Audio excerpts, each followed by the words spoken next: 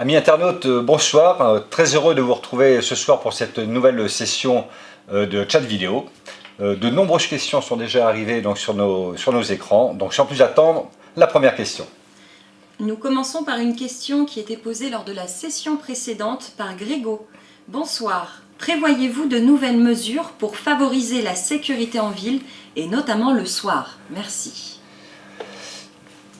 Oui, la sécurité en ville, c'est un vrai souci que connaissent les berruyers depuis plusieurs années. D'ailleurs, j'ai pu mesurer ce ressenti pendant la campagne des municipales, donc en 2013-2014, et c'est la raison pour laquelle j'avais décidé de retenir le thème suivant, la sécurité des biens et des personnes, dans mon programme de campagne.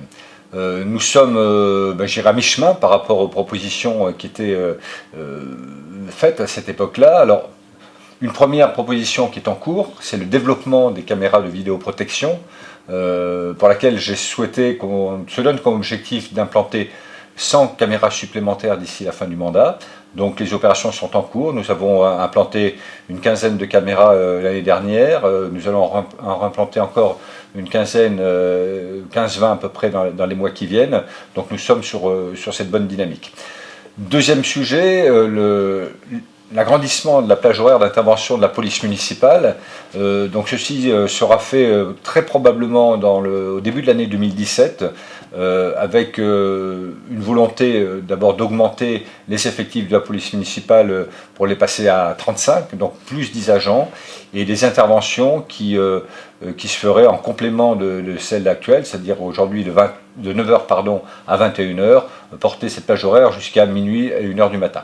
Donc voilà en fait le sujet d'amélioration de la sécurité sur notre territoire. Une question posée par Henri. Monsieur le maire, dans le quartier de l'hôpital Jacques-Cœur, les voitures se garent n'importe comment, empêchant les piétons de circuler sur les trottoirs. Quand allez-vous enfin verbaliser tous les véhicules mal stationnés? Aujourd'hui, c'est l'anarchie dans le quartier. Alors vous avez tout à fait raison. D'ailleurs, c'est un sujet qui a été évoqué vendredi dernier à l'occasion des rencontres pour Bourges dans le quartier. J'ai pu le constater d'ailleurs aussi récemment, parce que pour des raisons toutes personnelles, j'ai dû me rendre au centre hospitalier, et c'est vrai que le stationnement à proximité du centre hospitalier est très compliqué. Alors il est d'abord du fait des travaux qui ont eu lieu tout au long de ces dernières années sur l'agrandissement du centre hospitalier. Donc une dernière tranche est en train de se finir, et c'est vrai que ces travaux ont généré l'occupation de places de stationnement sur le parking, et en conséquence de quoi, bien évidemment, les gens, et notamment les personnels ou les visiteurs de malades, doivent se trouver dans une place de stationnement, et donc pendant cette période, c'est vrai qu'il y a eu un peu de laisser-aller quant au respect de la réglementation. Deuxième chose, il y a en projet donc une réflexion qui est faite au niveau du centre hospitalier Jacques-Cœur de créer un parking supplémentaire. Alors on est tout au début de l'avant-projet, dans la mesure où les terrains disponibles à proximité sont en zone inondable. Donc tout ceci nécessite effectivement une étude approfondie. Donc évidemment, dès que ce parking sera opérationnel, on imagine que les problèmes de stationnement rencontrés aujourd'hui auront disparu, tout au moins seront limités. Et en attendant, effectivement, malheureusement, il faut vivre avec. Alors moi, j'ai donné des consignes donc à la police municipale pas plus tard qu'en début de semaine pour... alors, avant de verbaliser, donc rappeler la règle qui consiste à dire que les trottoirs sont faits pour les piétons, c'est le code de la route qui veut ça, c'est pas une décision du maire. Et puis ensuite, effectivement, s'il y a des abus, qu'on puisse verbaliser. Je voudrais rajouter aussi d'un terme pratique, et je pense notamment aux visiteurs du centre hospitalier qui viennent, enfin visiteurs qui viennent consulter ou qui viennent voir un malade, qu'il y a des bus qui, d'une façon très pratique, viennent desservir le centre hospitalier, quels que soient, on va dire, les quartiers de la ville. Donc j'incite les visiteurs à utiliser les transports en commun. D'abord, c'est beaucoup plus économique, c'est plus écologique, et en plus, ça évite de rencontrer ce type de problème. Une question posée par Guillaume 78. Bonjour, le PRU a bientôt 10 ans. En tant qu'ancien adjoint aux travaux et désormais maire de Bourges, quel bilan en tirez-vous? Un bilan globalement positif. Vous avez raison, 10 ans de PRU, 10 ans déjà, hein, donc c'est une opération qui a débuté donc en 2005 et pour laquelle justement nous allons donc fêter par quelques événements à la fin du mois, notamment autour du hublot, alors des spectacles, des concerts, des rencontres, des liens, des échanges, des présentations de films qui permettent de bien comprendre ce qui s'est passé dans ce quartier, déjà depuis sa création jusqu'à nos jours. Et donc pour répondre vraiment à votre question, c'est une vraie réussite. Alors c'est une vraie réussite à double titre. D'abord sur l'aspect purement, on va dire, infrastructure, hein, puisque ce plan de renouvellement urbain a permis d'abord de déconstruire un certain nombre d'immeubles, hein, de logements qui étaient vides. Hein. Je vous rappelais qu'à l'origine de ce plan de renouvellement urbain, sur les quartiers du nord de la ville en particulier, 50% des logements étaient vacants. Donc on a dû beaucoup démolir, reconstruire dans une configuration totalement différente. Hein. Vous avez pu voir les immeubles que l'on voit aujourd'hui, c'est 1, 2, voire 3 étages maximum, et aussi complétés par des maisons individuelles, donc ça c'est très important. On a mis en place aussi des infrastructures, parce que le plan de renouvellement urbain, je veux bien le redire, ça ne concerne pas que les quartiers du nord de la ville, hein, puisqu'on a aussi opéré sur l'aéroport et dans d'autres secteurs de la ville, mais c'est aussi la création d'infrastructures importantes qui permettent justement du lien social et de l'échange et de la vie. Alors je pense notamment au théâtre du Hublot, hein, qui était le premier outil qui a été réalisé donc, dès le début du plan de renouvellement urbain. C'est aussi la réhabilitation de la salle des fêtes de la Chancellerie, c'est le gymnase des Merlattes. Si on va dans le quartier aéroport, c'est la salle multisport qui a été faite à proximité de l'espace Jean Briveau. Donc et j'en oublie, la liste n'est pas exhaustive évidemment, mais c'est aussi apporter des outils qui permettent la pratique sportive, la pratique culturelle entre autres. Et puis c'est aussi un lien avec des quartiers, je pense, du nord de la ville, hein, en lien avec les autres quartiers de la ville.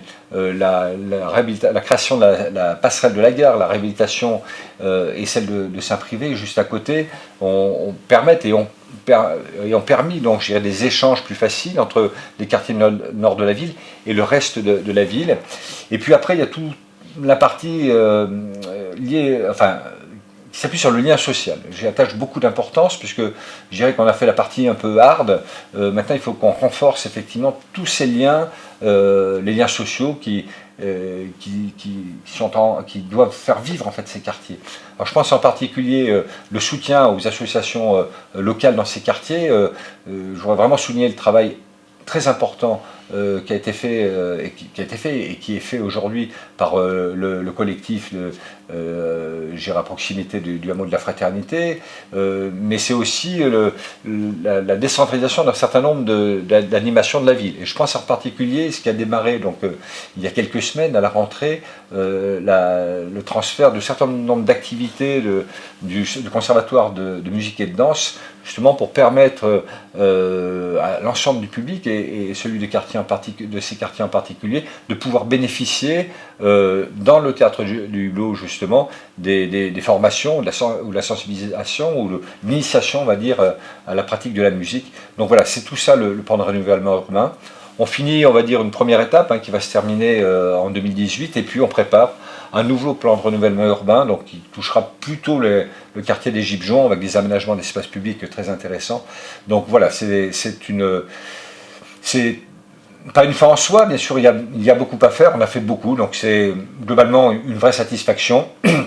Et très réellement, bon, je suis souvent en contact avec nos administrés, en particulier dans les quartiers qui ont bénéficié de ce plan de renouvellement urbain, une vraie satisfaction des habitants de ces quartiers, et c'est l'essentiel, c'est ce qu'il faut retenir. Une question posée par Laurine. Bonjour, avez-vous les premiers résultats de la mission emploi à Bourges ? Alors, c'est un peu prématuré de tirer déjà un premier résultat après à peine un mois de lancement, puisque le lancement a eu lieu le 23 septembre. Déjà, une chose importante en indicateur, c'est que nous avons reçu à peu près 400 CV, 400 lettres de motivation. Donc c'est conséquent, et c'est d'autant plus conséquent que ça signifie que les personnes qui ont fait cette démarche, ces personnes ont une vraie volonté de travailler. La mission emploi ne va pas apporter, on va dire, des aides financières. Ça c'est très clair, ça signifie que les gens qui se sont déplacés ou qui ont fait acte de candidature sont vraiment des gens qui ont une vraie volonté de travailler, et ça c'est important. À côté de ça, nous avons commencé à créer un réseau d'entreprises, alors à la fois des entreprises, on va dire locales, sur le on va dire, le bassin d'emploi de Bourges, mais aussi avec des entreprises qui sont ailleurs sur le territoire français. Donc tout ça est en train de se construire, et puis voilà, nous avons à notre actif quelques placements, on va dire ça comme ça, bon, qui je compte sur une dizaine à peu près.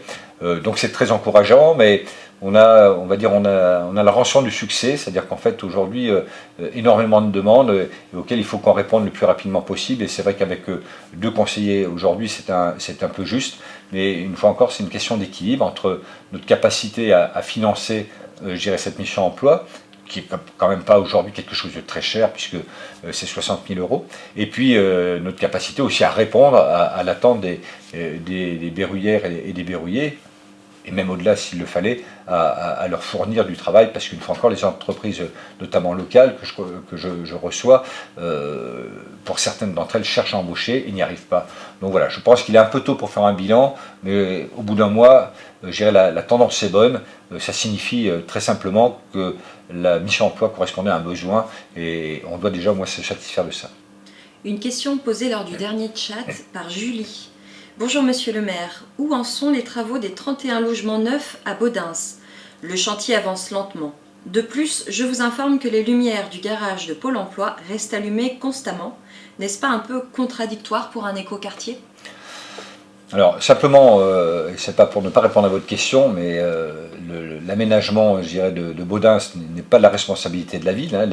Elle est à la SAM Territoria, avec une maîtrise d'ouvrage qui est le conseil départemental, enfin ex-conseil général.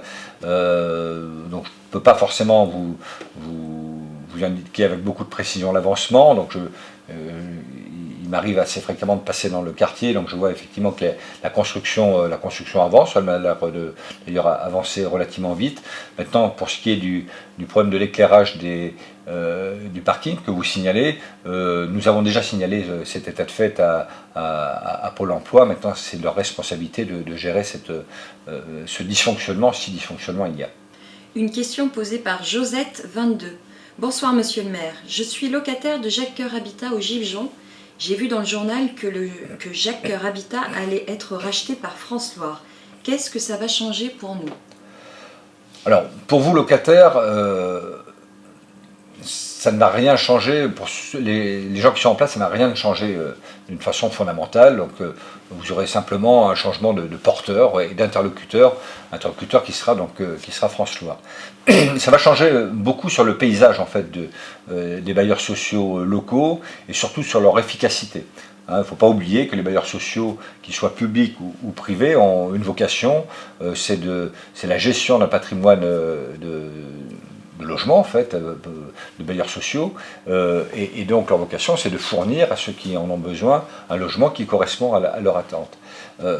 Là, l'opération, je dirais, France Loire Jacques Coeur va permettre de dimensionner, je dirais, un parc suffisamment important, pas trop important non plus, justement pour être plus performant.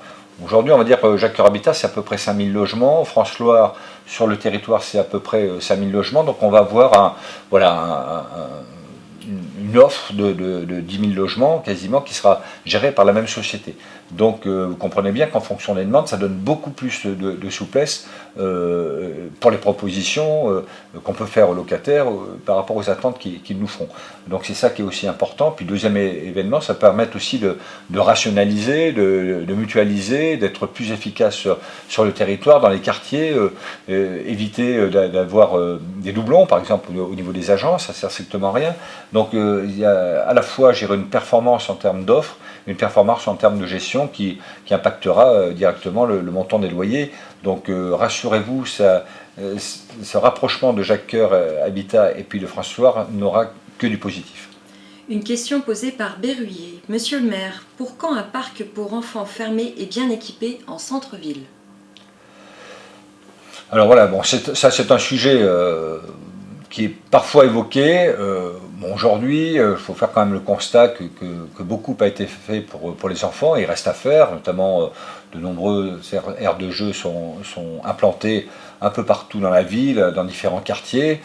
Certains d'ailleurs ont été, on va dire, sécurisés, notamment je pense en particulier, et ça je reviens quelques années en arrière, quand j'étais adjoint aux travaux et que je suivais en particulier les conseils de quartier, une demande qui a été faite sur le grand quartier Val-de-Rond, donc des choses sont faites, des choses sont améliorées. Maintenant, de là à avoir un parc fermé en centre-ville, voilà, il faut qu'on réfléchisse. Je ne sais pas si c'est vraiment une forte demande, en tout cas moi c'est quasiment la première fois que j'entends parler de ce sujet, cette demande, donc elle devra être étudiée, effectivement. Une question posée par Michel. Bonjour Monsieur le maire, vous envisagez la nomination d'un éco-garde dans les Marais en juin 2016. Quels horaires cet agent va-t-il effectuer? Un horaire le soir après 21h est le souhait de nombreux maraîchers.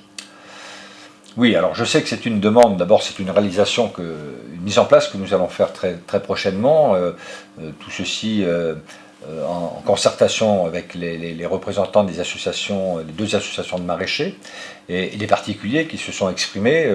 Malheureusement, c'est vrai qu'on connaît un certain nombre d'actes d'incivilité, on va dire, dans les marais, donc il était nécessaire qu'on mette en place un éco-garde, c'est ce qu'on appelle comme ça, j'allais dire un garde champêtre, mais c'est pas le bon terme, en tout cas on comprend bien ce que l'on veut dire. Là, sur les aspects purement techniques, organisationnels, il va falloir voir avec mes services et avec les élus qui ont en charge la sécurité et les marais, et aussi en concertation avec les maraîchers, quels sont les meilleurs horaires à pratiquer, tout en mettant en face les contraintes de gestion du temps de l'éco-garde, de sa sécurité aussi. Donc voilà, c'est un sujet sur lequel je sais que les élus concernés travaillent en collaboration avec les maraîchers ou leurs représentants. Donc c'est quelque chose qui va se mettre en place très rapidement maintenant.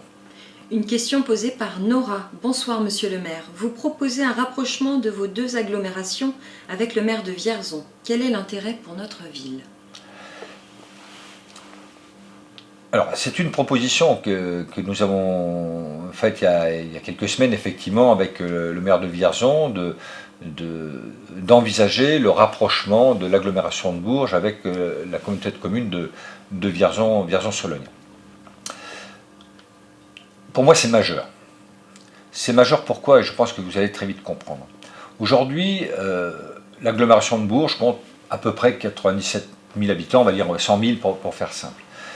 100 000 habitants, ça représente à peu près un tiers de la population du département. La ville de Bourges, elle seule, représente à peu près 70 000 habitants, donc 70% de cette agglomération. Et on considère, et ça c'est des chiffres qui nous le disent, que nous sommes la 5e agglomération de notre région, Centre-Val de Loire. Alors bien sûr, derrière Orléans et Tours, c'est une évidence, mais derrière Chartres et Blois, et juste devant Châteauroux. Pourquoi? Parce que c'est une population de moins de 100 000 habitants. Il faudrait qu'on puisse être beaucoup plus important, au moins être une agglomération de 130, 150, voire 170 000 habitants. Pourquoi ça? Pour peser, en fait, d'une façon importante dans notre région Centre-Val de Loire. Vous savez, moi, ça fait presque 30 ans que je suis arrivé à Bourges. Depuis que je suis arrivé, j'entends toujours dire le département du Cher est oublié dans la région, le Berry, on n'en parle pas, on passe derrière Orléans et Tours systématiquement. Bon, alors c'est bien de l'entendre dire pendant 30 ans, mais qu'est-ce qu'on fait? Il y a un moment donné où il faut agir. Il ne s'agit pas on va dire, de pleurer sur notre sort, mais il faut agir. Et c'est pour ça que naturellement, le fait de rapprocher les deux principales villes du département, donc Bourges et Vierzon, et leur communauté de communes ou agglomération en même temps, ferait qu'on pourrait arriver à une population de 170 000 habitants. Alors, il y a aussi une raison pourquoi Vierzon, vous allez me dire. Alors, je vous ai donné une première explication. La deuxième explication, c'est que naturellement, il y a des relations qui qui existent entre ces deux villes principales. Alors, j'entends notamment la liaison ferroviaire et routière entre ces deux villes. On a, on va dire, un flux migratoire, si je peux utiliser ce terme-là, important tous les jours, avec des Vierzonais qui viennent travailler à Bourges et vice-versa. Donc voilà, il y a des liens naturels, il y a des liens avec l'autoroute aussi. Bon. Ça, c'est un point. Un autre point, chacune de ces villes d'agglomération ont des atouts qui sont pas concurrentiels, qui doivent être complémentaires. En particulier, Vierzon, c'est un nœud ferroviaire important, historique, c'est un nœud autoroutier aussi maintenant. Et puis, ce sont aussi des industries. Côté Bourges, eh ben, c'est l'agglomération que vous connaissez, c'est l'enseignement supérieur, c'est l'industrie de l'aéronautique et de la défense, c'est tout ce pôle, on va dire, culturel et historique qui est important, donc c'est tout le tourisme qui est très présent sur notre agglomération. Donc on voit bien que cette nécessité d'abord être plus grand pour être plus représentatif et représenté sur la région, d'être enfin le troisième pôle de la région centre, ça me paraît légitime, avec des atouts de ces deux agglomérations, communautés de communes, qui sont complémentaires et qui ne doivent pas être opposés. Et à partir de là, c'est quoi l'objectif? C'est pas de faire une grande agglomération pour faire une grande agglomération, mais c'est surtout tirer le département vers le haut. Et il ne s'agit pas de tirer simplement deux communautés de communes ou agglomérations, c'est tirer en même temps l'ensemble du département. C'est l'ensemble des communautés de communes du département, c'est l'ensemble de ces communes. C'est le bénéfice ce bénéfice-là qu'il faut y voir. C'est pas la crainte d'avoir, je dirais, une agglomération importante au détriment des, entre guillemets, petites communes. Non, c'est bien au contraire, c'est vraiment mettre en avant notre département qui en a besoin. Pour moi, nous sommes à un moment de l'histoire où on ne doit pas échapper à cette possibilité. Vous savez, le département a souvent loupé le train. Là, le train va rentrer en gare, nous n'avons pas le droit de le louper. Voilà, c'est une question, je dirais, d'intérêt général, l'intérêt pour les communes, une fois encore, l'intérêt pour les habitants du Cher, c'est de l'intérêt pour l'attractivité de notre territoire, c'est de l'intérêt pour l'implantation d'industries, de sociétés sur notre département qui génèrent de l'emploi. Donc c'est tout ça qu'il faut voir derrière. Donc c'est cette démarche-là qu'il faut bien comprendre. Alors je comprends qu'aujourd'hui certains font de cette idée, je dirais, un débat de politique politicienne qui ne m'intéresse strictement pas. Hein, c'est pas le sujet. Moi, ce qui est important et dans ma responsabilité que j'assume complètement, ce qui me porte aujourd'hui, c'est l'intérêt général, l'intérêt de nos administrés et nos habitants. Le reste, vous savez, n'a aucune importance. Une question posée par André. Bonsoir Monsieur le maire, vous aviez fait savoir que des travaux seront effectués durant l'année 2015 pour la réfection complète des rues Louis Mallet et de Lasné. En ce contexte de restrictions budgétaires, est-il toujours prévu de faire ces réfections? Alors très compliqué.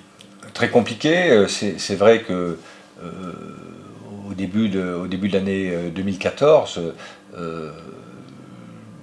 j'avais indiqué que s'il y avait deux voiries à réaliser ou à réhabiliter sur ce mandat-là, c'était effectivement la rue de Lasné et la rue Louis Mallet. Bon, je connais très bien ces rues, elles sont dans un état déplorable, avec des problèmes pour notamment la rue Mallet de sécurité, avec des trottoirs qui sont encombrés, avec l'impossibilité pour des mamans ou des papas qui sont en poussette de circuler, si ce n'est sur la rue. Donc c'est très complexe, avec un quartier qui a beaucoup évolué. Nous sommes plus réellement maintenant sur une zone industrielle, comme on l'appelait à l'époque, mais voilà, sur une zone qui est un peu mixte, avec un déploiement de lotissements, un secteur résidentiel, avec une circulation très importante. Hein.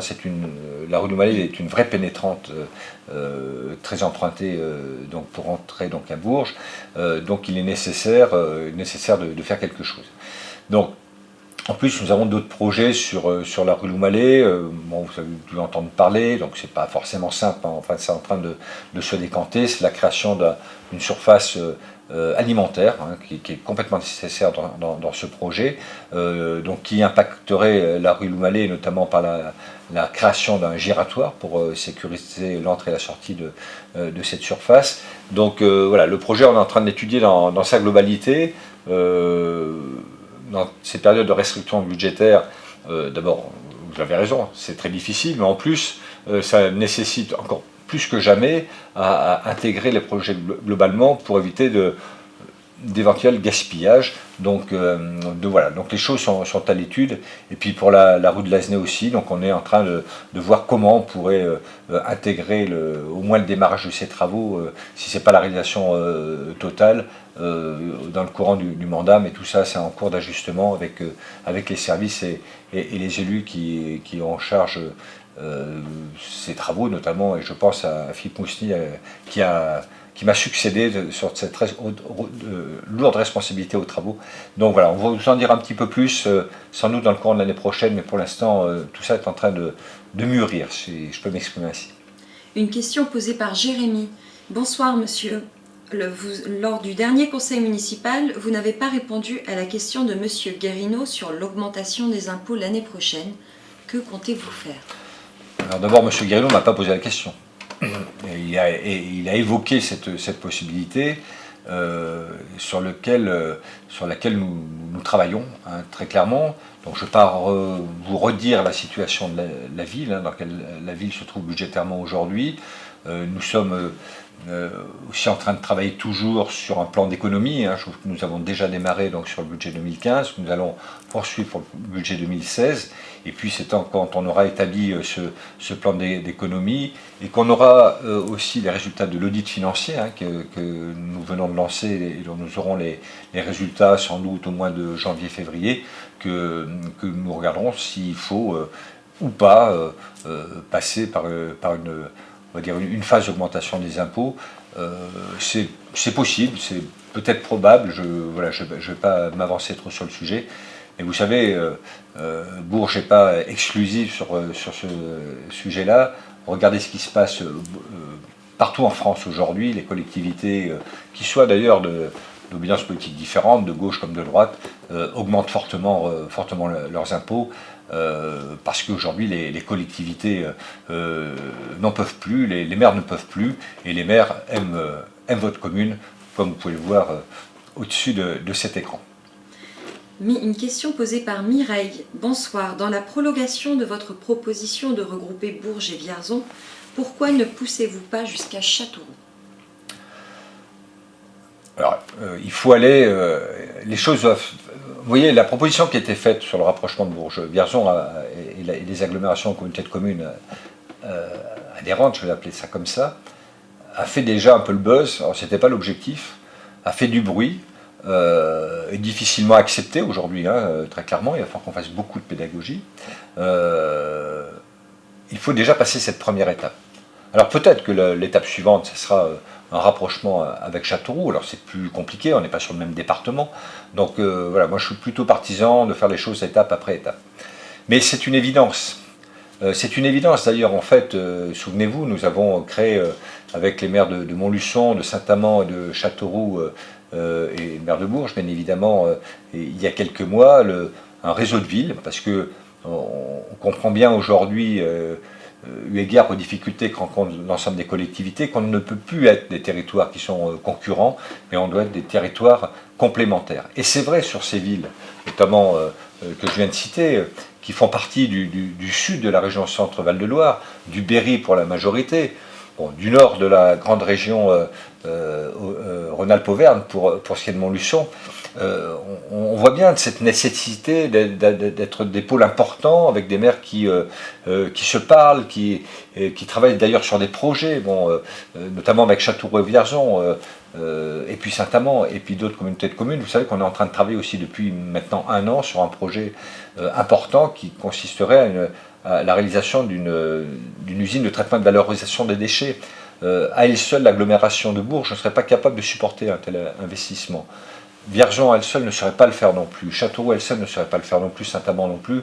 Donc voilà, l'idée, c'est de créer cette usine avec un projet de 40 à 45 millions d'euros. C'est quelque chose d'important, mais qui serait mutualisé justement avec les acteurs qu'on vient de citer. Donc on voit bien qu'on est sur des schémas qui sont complètement différents de ceux qu'on a connus il y a 10 ans, il y a 20 ans ou 30 ans. Mais nous n'avons pas le choix. Je dirais que les élus qui sont en responsabilité aujourd'hui doivent raisonner complètement différemment d'avant. On ne peut on n'a plus la capacité financière de pouvoir supporter de tels investissements et les fonctionnements. Alors, comme je disais tout à l'heure, où on continue à pleurer sur notre sort, c'est une chose, mais ça ne fait pas avancer le système, alors qu'on peut continuer à le faire, mais surtout, il faut qu'on mette en place des actions concrètes. Et donc, voilà, sur ce projet-là, qui est un projet important pour les habitants et nos administrés, montre qu'au-delà de nos appartenances politiques différentes, au-delà de nos territoires qui sont différents, parfois pas même le même département, on est capable de travailler intelligemment ensemble, tout ça avec le seul objectif, c'est l'intérêt général. Une question posée par Guillaume 78. Bonsoir, l'Office de tourisme du Berry fait une campagne internet assez dynamique et bien conçue pour valoriser son territoire. Cela coûte peu cher et a un certain impact. Ne serait-il pas intéressant que l'Office de tourisme de Bourges s'en inspire?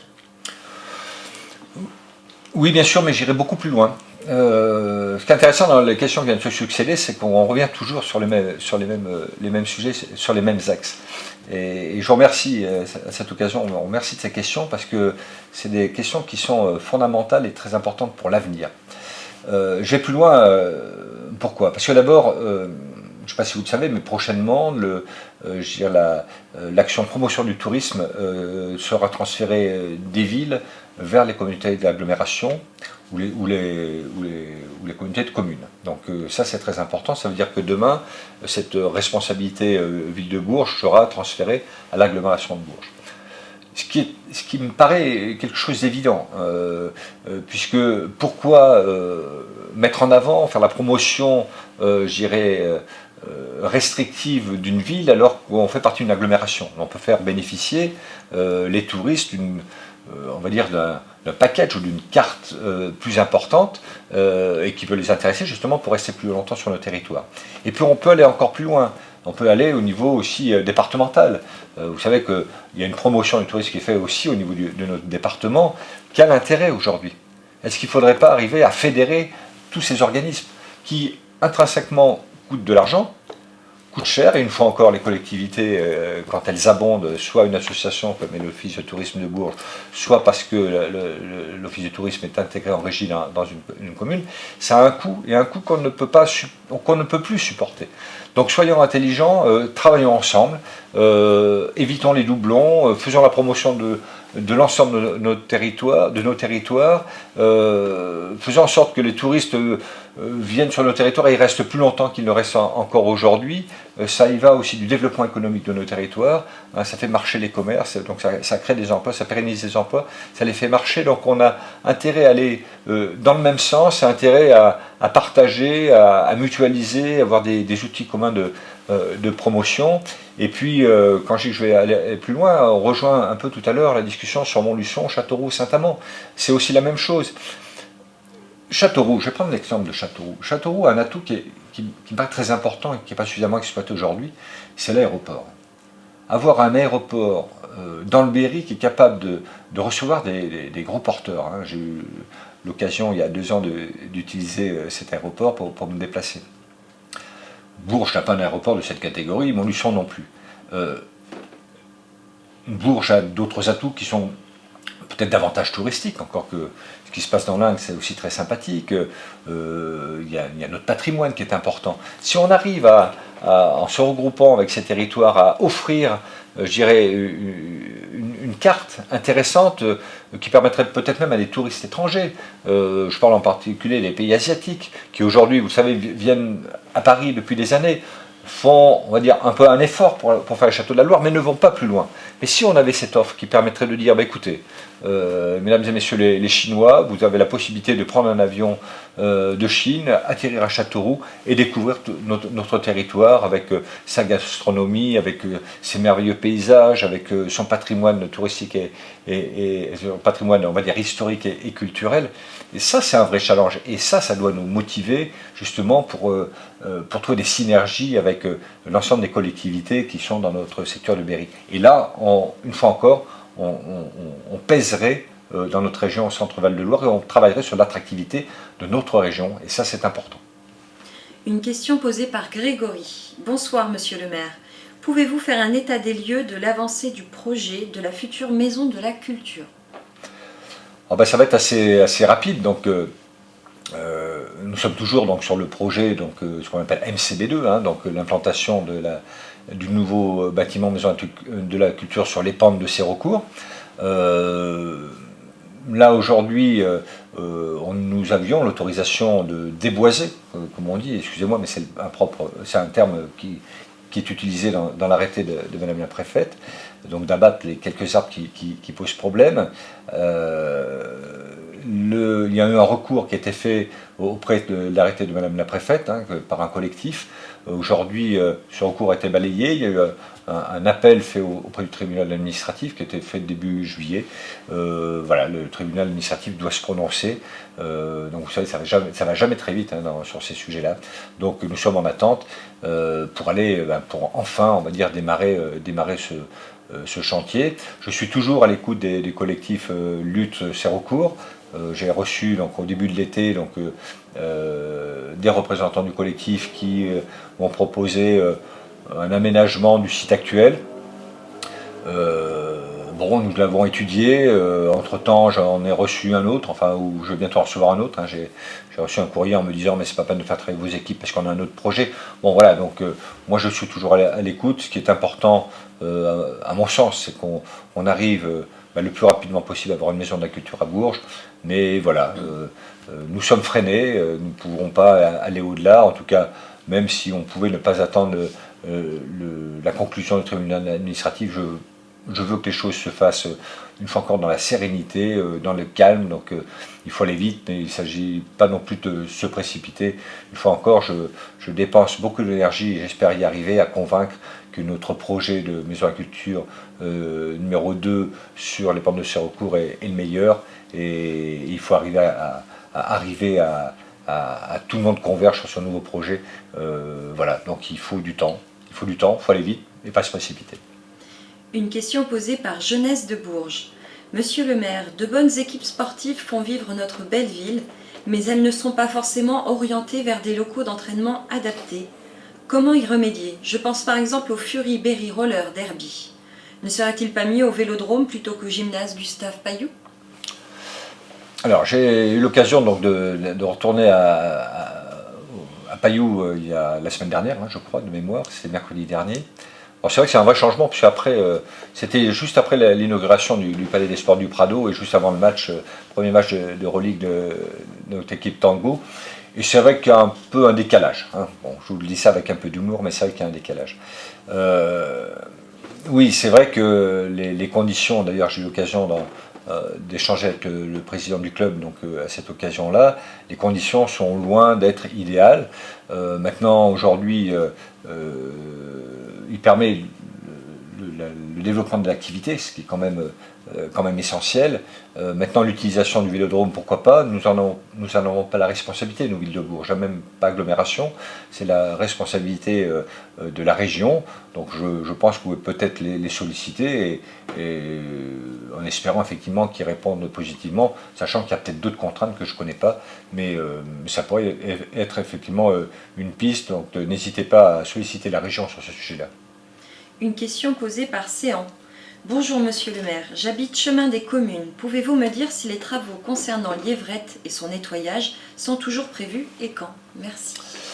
Alors, il s'agit là de ce qu'on appelle la renaturisation de Liévrette, effectivement, qui était un projet qui avait été initié donc, au mandat précédent, qui a un coût, d'ailleurs, qui a le coût qui est en train d'augmenter. À chaque fois que j'en parle, on me rajoute quelques dizaines de milliers d'euros.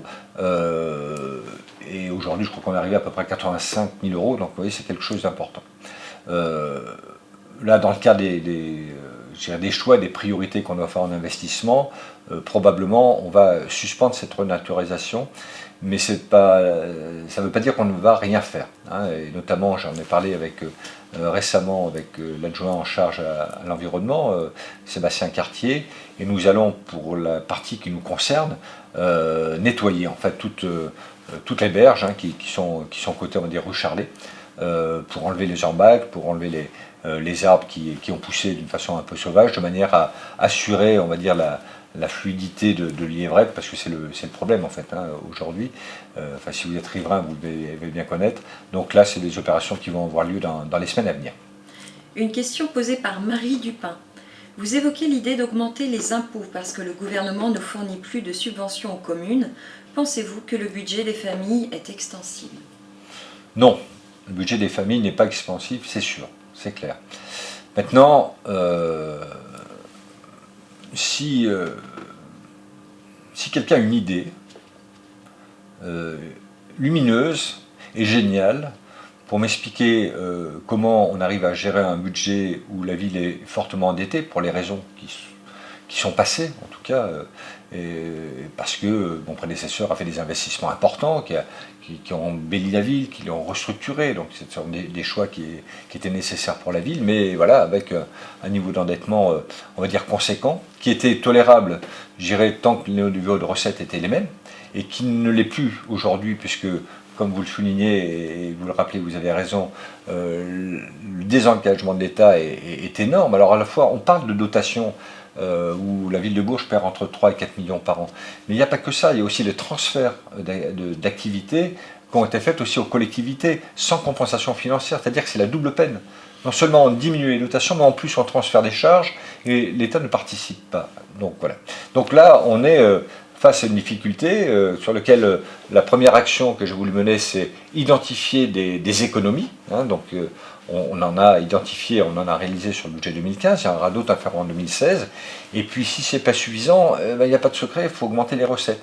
Et ça, je comprends que ce soit complètement insupportable pour les familles, mais comment peut-on faire autrement? Voilà. Et une fois encore, c'est pas pour me rassurer, parce que si on pouvait éviter ça, on le ferait, mais nous ne sommes pas la seule ville. Regardez ce qui se passe dans des villes différentes. À Toulouse, c'est considérable. À Lille, à Lyon, et j'en oublie, dans des communes plus petites aussi. Face à ces difficultés, malheureusement, les maires de communes n'ont pas d'autre solution. Hein, il n'y a pas de solution miracle. Face à ce tour de passe-passe du gouvernement, qui est un gouvernement qui est irresponsable, ne mesure pas l'impact des décisions qui sont prises sur le sujet. Les décisions sur la capacité aux collectivités de se désendetter, c'est une chose, mais même au-delà de ça, je voyais encore dans la presse hier un article, je ne sais plus dans quel journal, où les investissements sont arrêtés. Les investissements arrêtés, qu'est-ce que ça veut dire derrière? Ça veut dire qu'en fait, on vient impacter l'emploi.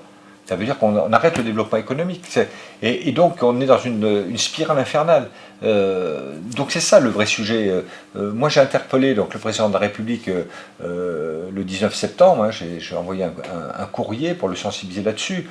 En fait, la réponse qui m'a été faite, elle est gentille, mais ça n'apporte rien. Dire qu'on est sensibilisé à la situation, c'est bien, qu'est-ce qu'on fait? Alors bien sûr, il fallait faire des économies. Bien sûr, l'État devait faire des économies. Bien sûr, les collectivités devaient faire des économies. Je ne pense pas que toutes les collectivités étaient dépensières, comme c'est dit aujourd'hui. Je pense qu'il y avait des dépenses aussi. Et quand on regarde ce qui a été dit dans la presse là, sur le compte-rendu qu'a fait la Cour des comptes et son premier président, il souligne aussi qu'aujourd'hui, les collectivités payent aussi des décisions qui ne sont pas de leur ressort. Je pense notamment à l'évolution des points d'indice chez certains fonctionnaires. Bien entendu qu'il fallait le faire. Moi, je ne suis pas... je suis favorable à ce qu'on aide aussi les salariés ou agents des collectivités territoriales ou fonctionnaires. Mais d'un autre côté, qu'est-ce qui se passe? Ce sont des décisions imposées par le gouvernement que doivent subir les collectivités. Donc c'est tout ça qu'il faut mesurer. Une fois encore, il ne s'agit pas de simplement de pleurer sur son sort en disant on perd de l'argent, mais concrètement, comment on gère un budget? Et voilà ce qui est vraiment compliqué. C'est pour ça qu'aujourd'hui les collectivités, pour la très grande majorité, même les collectivités de gauche avec un gouvernement de gauche, se tournent ou réfléchissent, ou l'ont déjà fait en l'occurrence, sur l'augmentation des impôts. Une question posée lors du dernier chat par Yannick89. Bonsoir, je suis berruyer mais j'ai vécu précédemment à Lyon et à Saint-Étienne. Je trouve que l'attitude des maires des communes périphériques qui refusent les mutualisations sont suicidaires. Partout ailleurs, on y va et sans état d'âme. Si Bourges est vraiment demain sous tutelle, eh bien il sera trop tard. Alors nous avons, moi, ce point commun, c'est que nous avons vécu tous les deux à Saint-Étienne et à Lyon. Voilà. Très belle ville au demeurant, Saint-Étienne qui a beaucoup évolué ces dernières années, la ville de Lyon avec le Grand Lyon qui qui est quelque chose de remarquable. J'y suis allé il n'y a pas très longtemps visiter la centrale de production d'eau, en fait, du Grand Lyon. Donc c'est des choses complètement remarquables. Vous avez raison, mais vous avez complètement raison.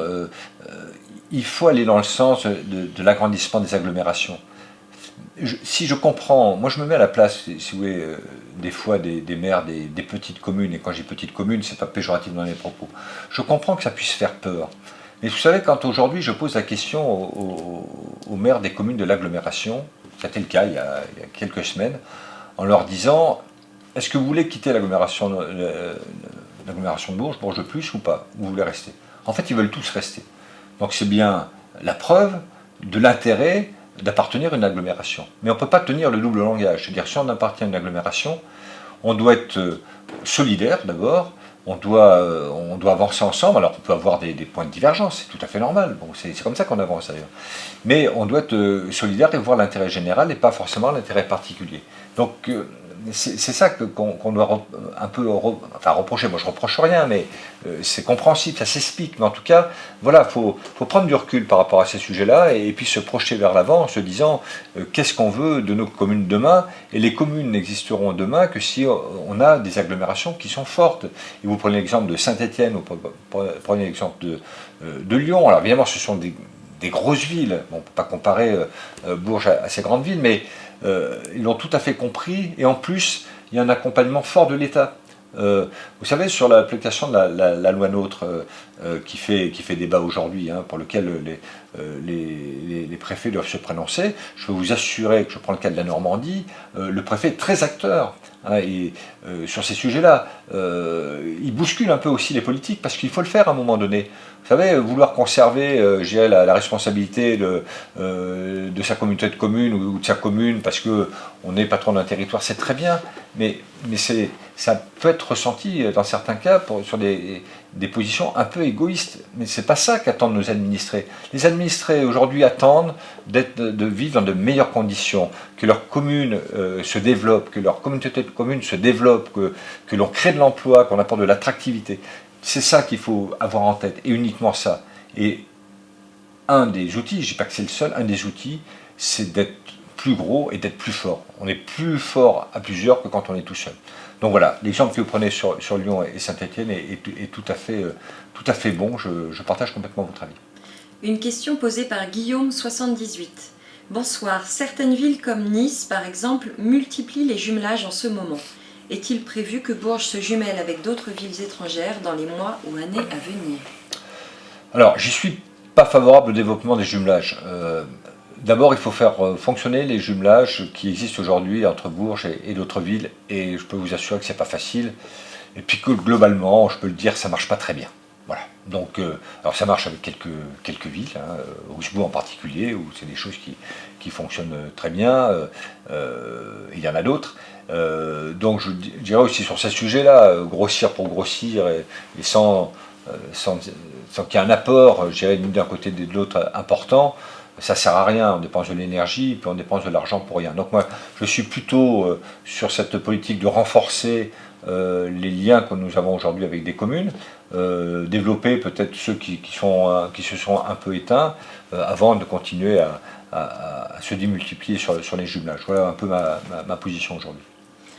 Bonsoir, Monsieur le maire. Dans le cadre des élections régionales, comment allez-vous vous impliquer dans la campagne pour faire valoir notre belle ville et mieux l'intégrer dans la région?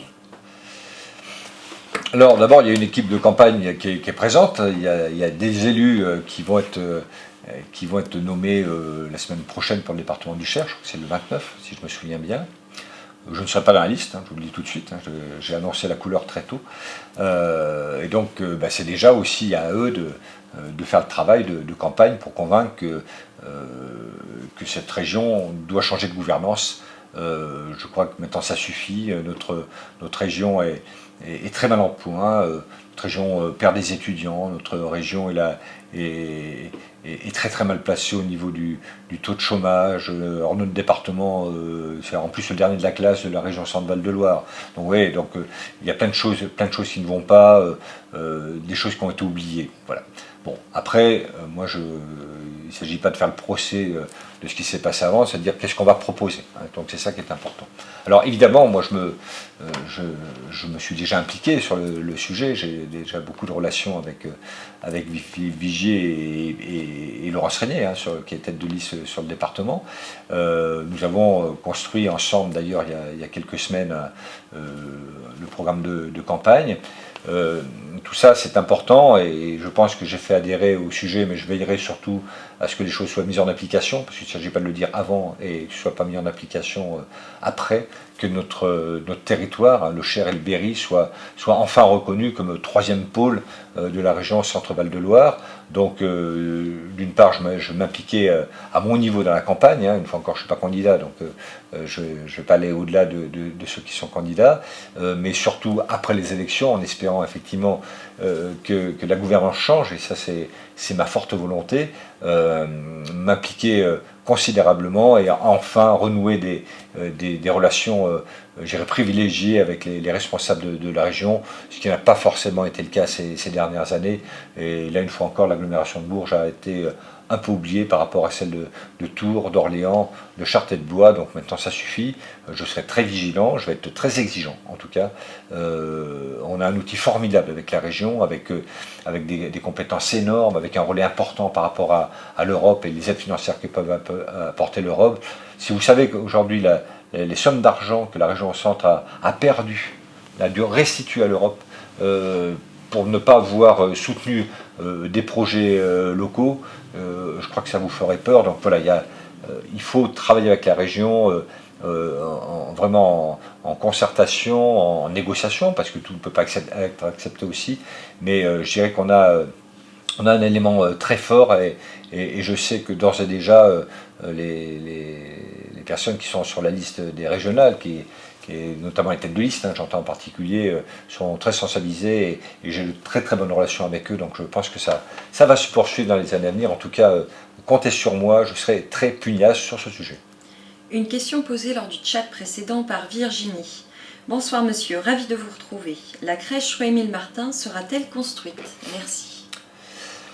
Alors, un changement sur Émile Martin et cette crèche. On a pris la décision de changer un peu notre fusil d'épaule, enfin même de changer beaucoup pour tout vous dire. Bon.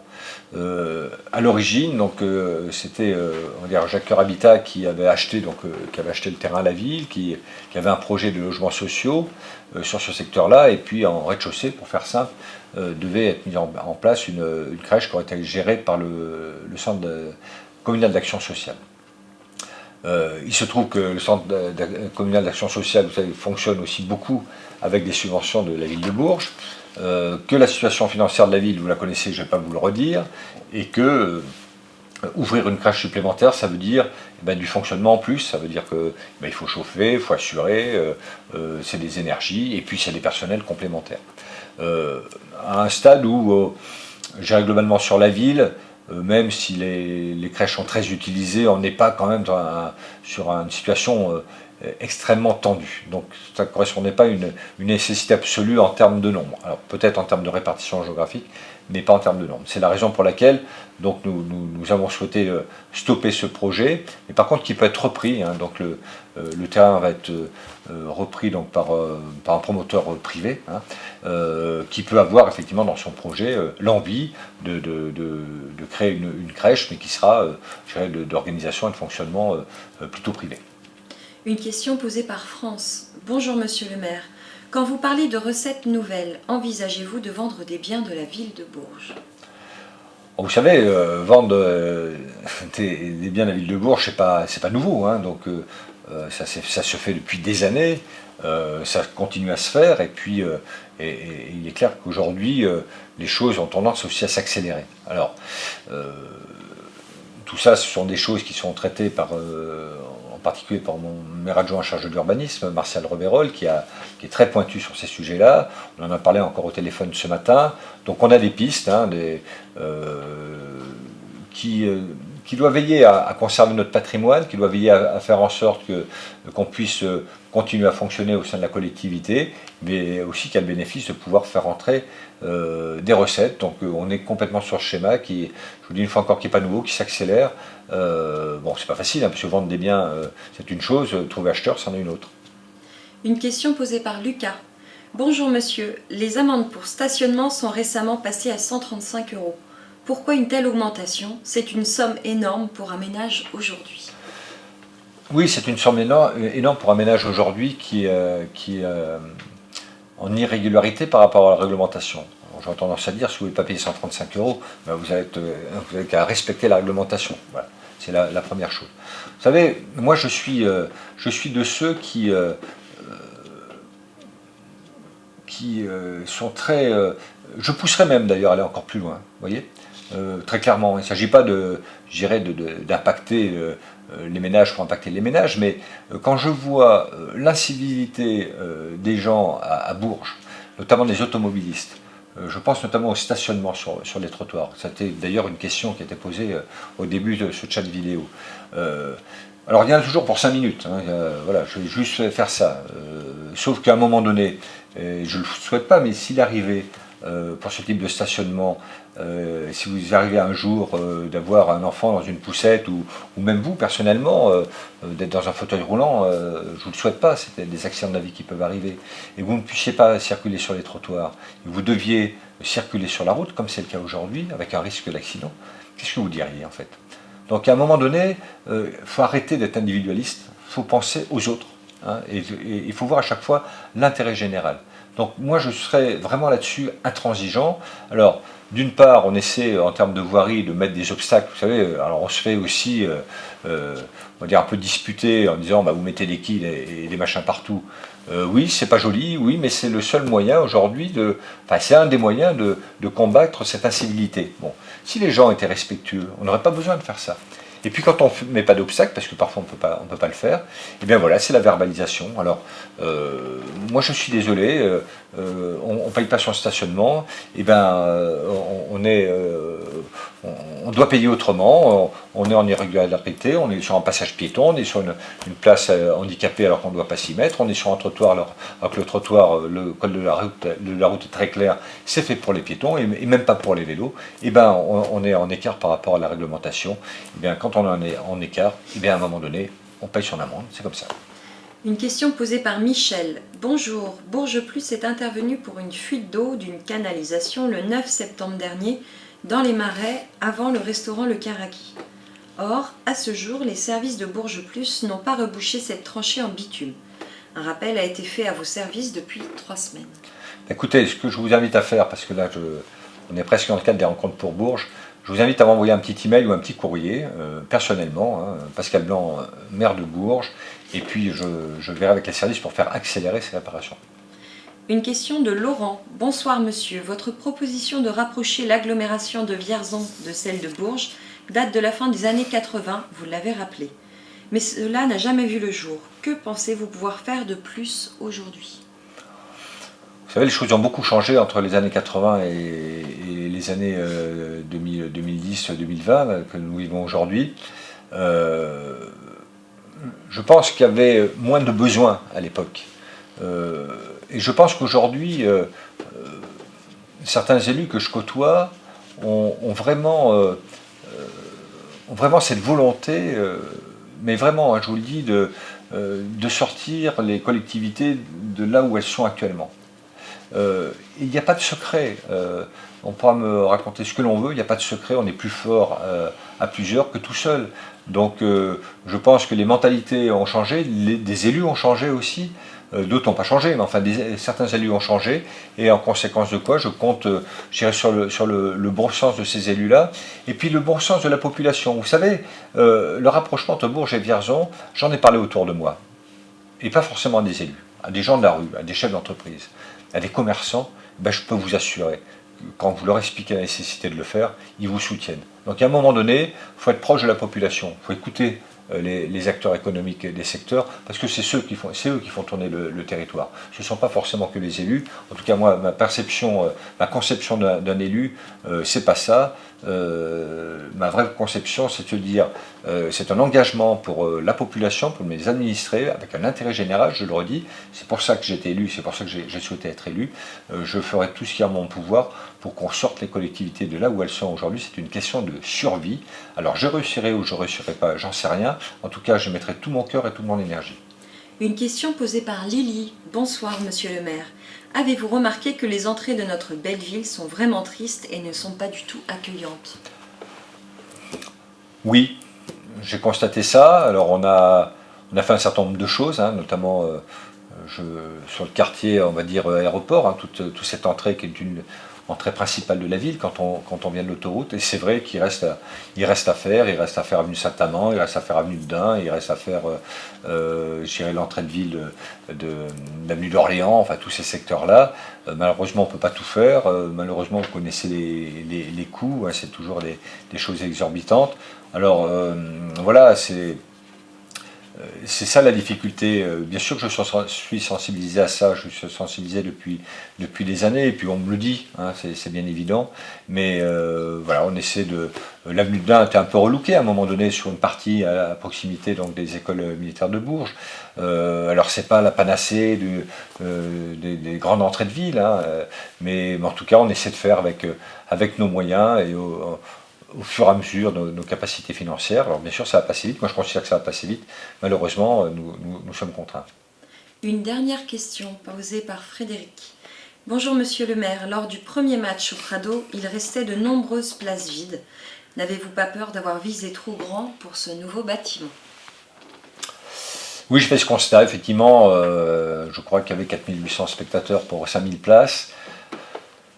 La question est de ne pas savoir si on a vu trop grand ou pas. Enfin, en tout cas, une fois encore, le dimensionnement de ce palais des sports, il a été fait d'une façon conjointe au mandat précédent, avec bien sûr avec le président du club de basket, mais aussi en regardant ce qui se faisait ailleurs. C'est vrai qu'il va falloir le remplir. Donc, ça aurait peut-être été une petite déception qu'il n'ait pas été rempli complètement mercredi dernier. Bon, je crois qu'il y aura d'autres événements, le basket, vous savez que l'année prochaine on organise au Palais des Sports aussi le championnat du monde d'escrime en cadet junior, donc ça va faire amener beaucoup de monde.